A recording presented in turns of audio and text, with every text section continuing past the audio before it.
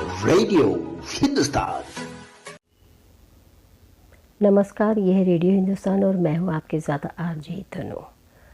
धर्म गंगा में पेश है आज की प्रस्तुति। पश्चिम बंगाल के बामा खेपा की क्या कथा है।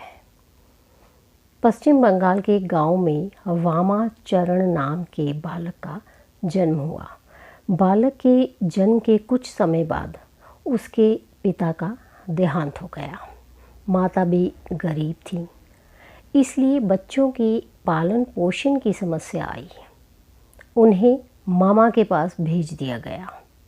मामा तारापीठ के पास के गांव में रहते थे।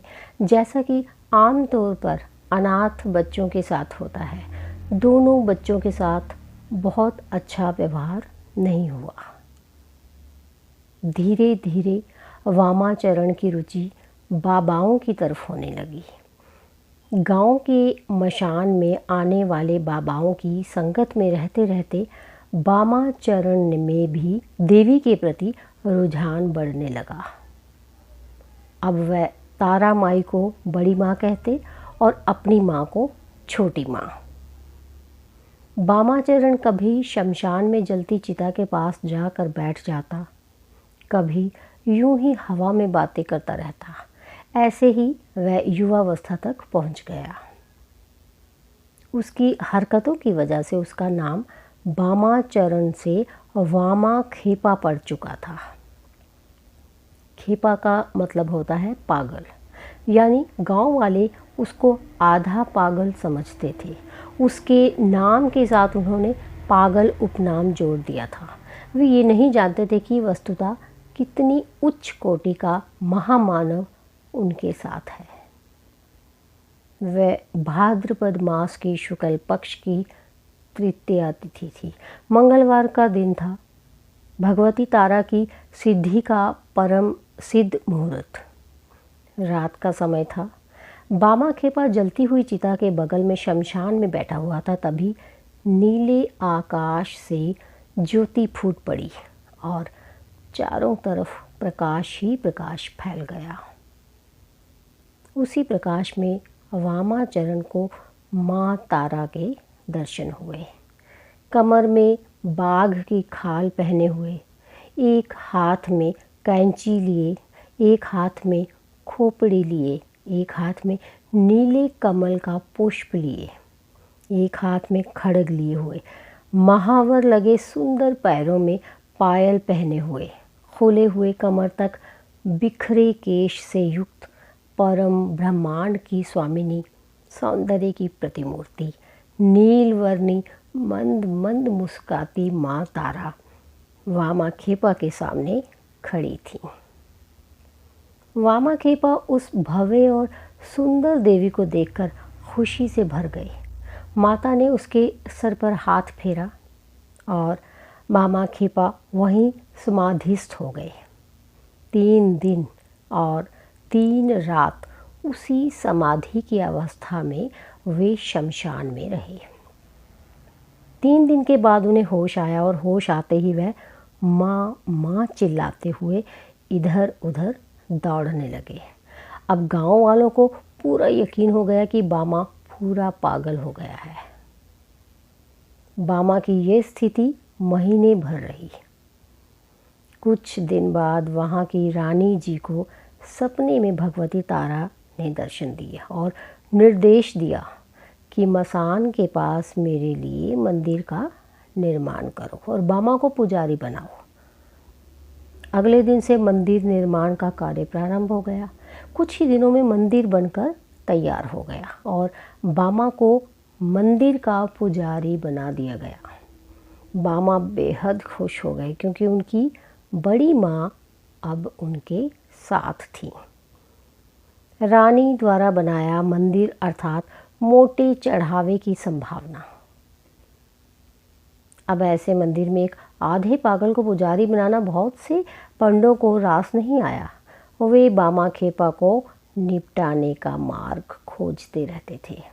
बामा खेपा की हरकतें अजीब अजीब हुआ करती थीं। कई बार वह दिन भर पूजा करता, कई बार 2-2, 3-3 दिन तक पूजा ही नहीं करता। कभी देवी को माला पहनाता, कभी खुद पहन लेता। इनमें से कोई भी प्रक्रम पुरोहितों के हिसाब से शास्त्रीय पूजन विधि से मैच नहीं खाता था। ये बात उनको खटक रही थी। फिर एक दिन ऐसा हुआ कि प्रसाद बना और प्रसाद बनने के बाद जब मंदिर में पहुंचा तो देवी को भोग लगाने से पहले वामाचरण के मन में विचार आया कि इसे चख कर देख लो, ये माता के खाने के लायक है या नहीं। बस फिर क्या था, उन्होंने प्रसाद की थाली में हाथ डाला और चखने के लिए अपने मुंह में डाल लिया। चखने के बाद जब सही लगा तो बाकी प्रसाद उन्होंने माई को अर्पित कर दिया। इतना बड़ा अवसर पंडित कहाँ छोड़ते। उन्होंने बवाल मचा दिया कि देवी के प्रसाद को बामा ने खा लिया है, उसे जूठा कर दिया है, जूठा प्रसाद देवी को चढ़ा दिया है। अब देवी रुष्ट हो जाएंगी, उनका प्रकोप सारे गांव को झेलना पड़ेगा। उसके बाद भीड़ तंत्र का बोलबाला हुआ और गांव वालों ने मिलकर वामाचरण की कसकर पिटाई कर दी। उसे शमशान में ले जाकर फेंक दिया। मंदिर में पुरोहितों का कब्जा हो गया। उन्होंने शुद्धिकरण और तमाम प्रक्रियाएं की। उस दिन पूजन पुरोहितों के अनुसार संपन्न हुआ। उधर बामा खेपा को होश आया तो वह माई पर गुस्सा हो गया। मैंने गलत क्या किया जो तूने मुझे पिटवा दिया? तुझे देने से पहले खाना स्वादिष्ट है या नहीं देख रहा था, इसमें मेरी गलती क्या थी? मैं तो तुम्हें स्वादिष्ट भोग लगाने का प्रयास कर रहा था और चाहता था कि तुझे अच्छे स्वाद का प्रसाद ही मिले। अगर स्वाद गड़बड़ होता तो उसे फेंक कर दूसरा बनवाता, लेकिन तूने बेवजह मुझे पिटवाया। जा, मैं अब तेरे पास नहीं आऊँगा। मसान घाट पर बैठकर वामाचरण ने माँ को सारी बातें सुना दी और वहाँ से उठकर चला गया जंगल की ओर। जंगल में जाकर एक गुफा में बैठ गया। ये स्थिति बिल्कुल वैसे ही थी जैसे अपनी माँ से रूठकर बच्चे किसी कोने में जाकर छुप जाते हैं। वामाचरण और तारा माई के बीच में माँ और बेटे जैसा रिश्ता था। ये रिश्ता बिल्कुल वैसा ही था जैसे एक अबोध शिशु और उसकी माँ के बीच में होता है। अपने शिशु की व्यथा तारा माई को सहन नहीं हुई। उसी रात रानी के स्वप्न में माई प्रकट हुई। क्रोधित माई ने रानी को फटकार लगाई, तेरे पंडो पुरोहितों ने मेरे पुत्र को बुरी तरह से मारा है। मैं तेरा मंदिर छोड़कर जा रही हूँ। अब तुझे और तेरे राज्य को मेरा प्रकोप सहना पड़ेगा। अगर उससे बचना चाहती है तो कल के कल मेरे पुत्र को वापस लाकर मंदिर में पूजा का भार सौंप, वरना प्रतिफल भुगतने के लिए तैयार रहे। एक तो तारा माई का रूप ऐसे ही भयानक है। क्रोधित अवस्था में तो सीधी सरल माता भी काली से कम नहीं दिखाई देती। क्रोधित माई का स्वरूप व्याख्या से परे था। रानी हड़बड़ाकर पलंग पर उठ बैठी। रानी के लिए रात बिताना भी मुश्किल हो गया। उसने सारी रात जाग कर बिताई। अगले दिन अपने सेवकों को दौड़ाया और मामले का पता लगाने के लिए कहा। जैसे ही पूरी जानकारी प्राप्त हुई, रानी अपने लाव लश्कर के साथ मंदिर पहुंच गई। सारे पंडों को कसकर फटकार लगाई और मंदिर में प्रवेश से प्रतिबंधित कर दिया। अपने सेवकों को आदेश दिया कि जैसे भी हो बामा खेपा को पकड़ कर लाओ। अब सारे सेवक चारों तरफ बामा खेपा की खोज में लग गए।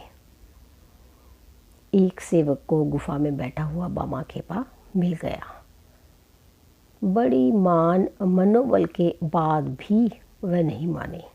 सेवक ने जाकर रानी को बात बताई। अंततः रानी खुद गुफा तक पहुंची। बामा ने उन पर भी अपना गुस्सा उतारा। आपके कहने पर मैं पूजा कर रहा था और मुझे देखो इन लोगों ने कितना मारा।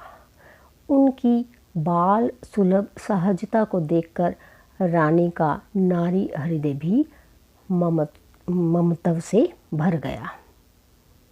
उनकी समझ में आ गया कि तारा माई का मातृत्व इस बामा खेपा के प्रति क्यों है। उन्होंने फरमान जारी कर दिया, इस मंदिर का पुजारी बामा खेपा है, उसकी जैसी मर्जी हो, जैसी विधि वह करना चाहे उस प्रकार से पूजा करने के लिए वह स्वतंत्र है। कोई भी उसके मार्ग में आएगा तो दंड का भागी होगा। ये मंदिर बामा खेपा का है और तारा माई भी बामा खेपा की है।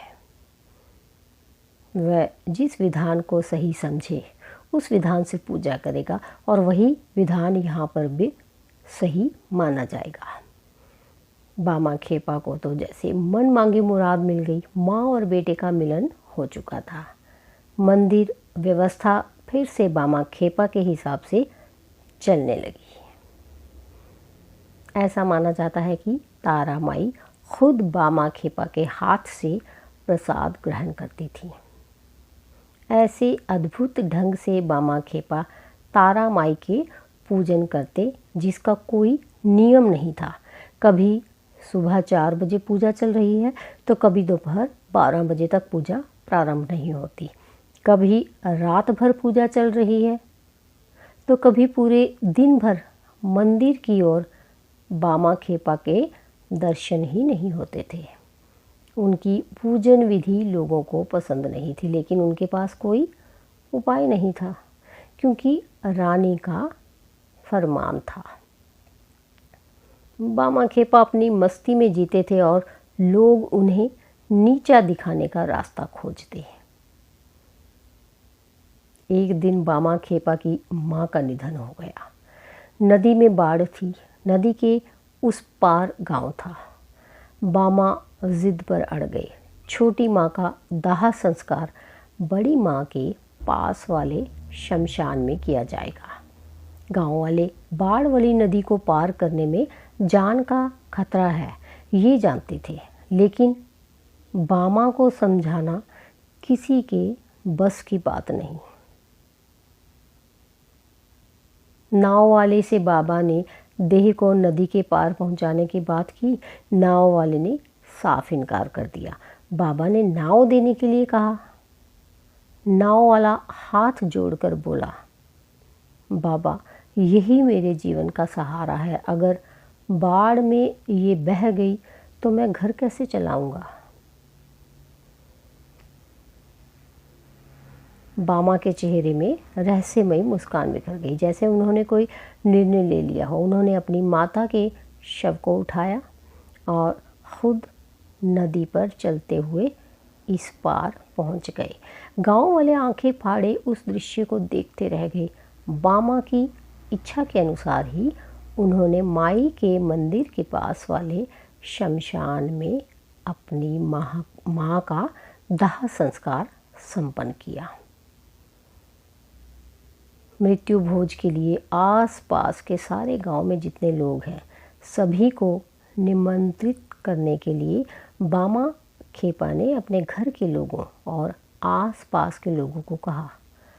सब इसे बामा खेपा का पागलपन समझकर शांत रहे।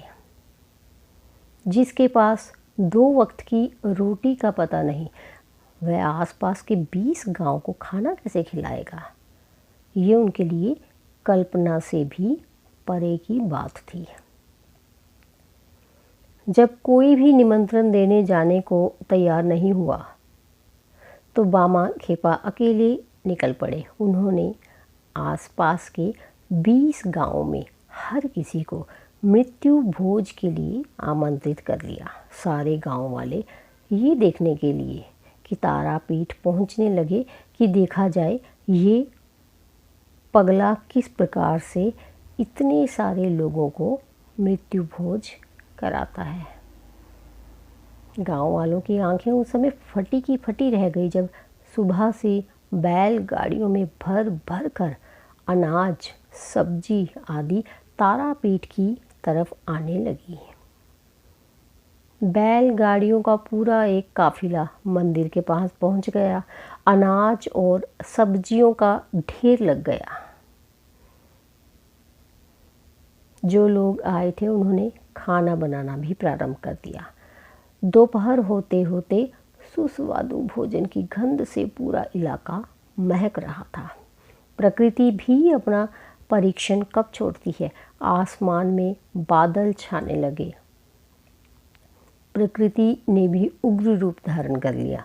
बिजली कड़कने लगी, हवाएं चलने लगी और जोरदार बारिश के आसार नजर आने लगे।